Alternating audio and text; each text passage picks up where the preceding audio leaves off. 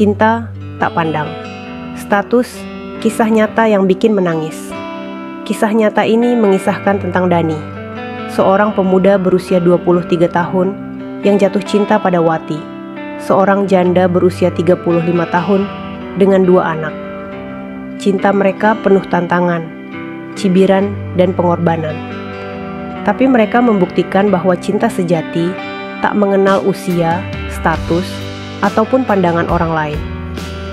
Cerita ini bukan sekadar romansa, tapi tentang keberanian mencintai, ketulusan, dan perjuangan mempertahankan orang yang kita yakini sebagai takdir. Tonton sampai habis dan siapkan tisu. Jangan lupa like, komen, dan subscribe untuk cerita-cerita menyentuh lainnya dari Pensil Bahagia. Aktifkan lonceng agar tak ketinggalan video terbaru kami.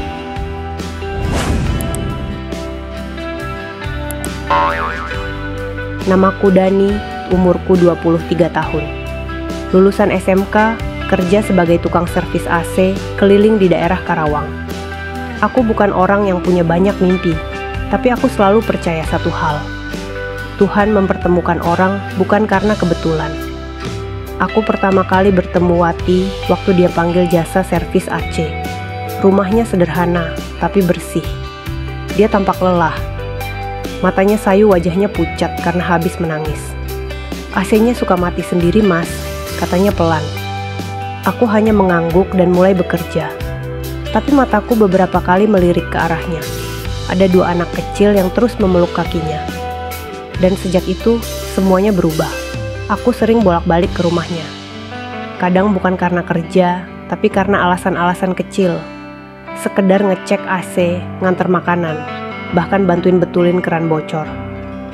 Wati janda 35 tahun. Suaminya kabur 3 tahun lalu. 2 anaknya Reni dan Dito masih kecil. Dia jualan gorengan depan rumah untuk bertahan hidup. Semakin aku sering ke sana, semakin hatiku terikat. Tapi aku tahu, ini bukan cinta yang biasa. Ini cinta yang akan dilawan banyak orang. Waktu aku nyatakan perasaanku, dia nangis. Mas Dani, kamu masih muda. Kamu bisa dapat yang lebih, yang belum punya tanggungan seperti aku. Aku hanya diam. Aku pulang malam itu dengan hati berat. Tapi keesokan harinya, aku tetap datang lagi. Dan lagi.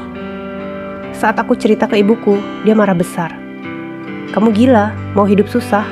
Nikah sama janda anak 2. Teman-temanku mencibir.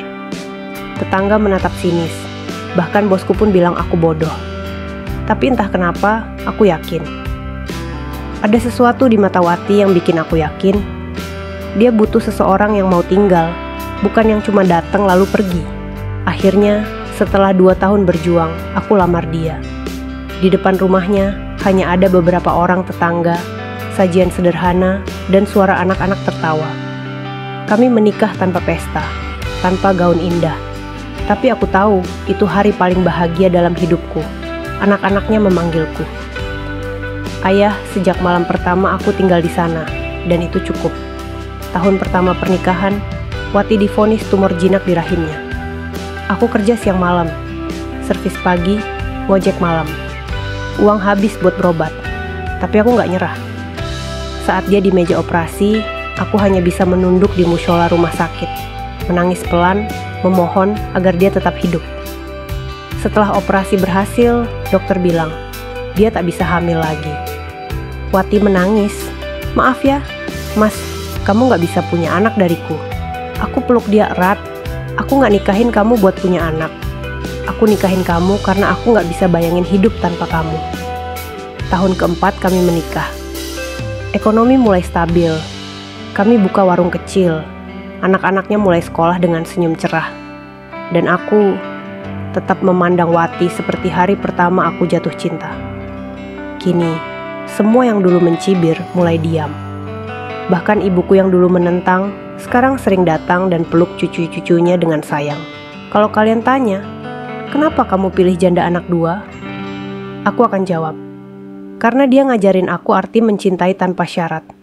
Karena dia kuat saat semua orang meninggalkannya. Dan karena bersamanya, aku tahu, aku telah menemukan rumah. Cinta bukan soal siapa yang muda, siapa yang punya masa lalu, atau siapa yang sempurna. Cinta itu soal siapa yang tetap tinggal, meski badai datang bertubi-tubi.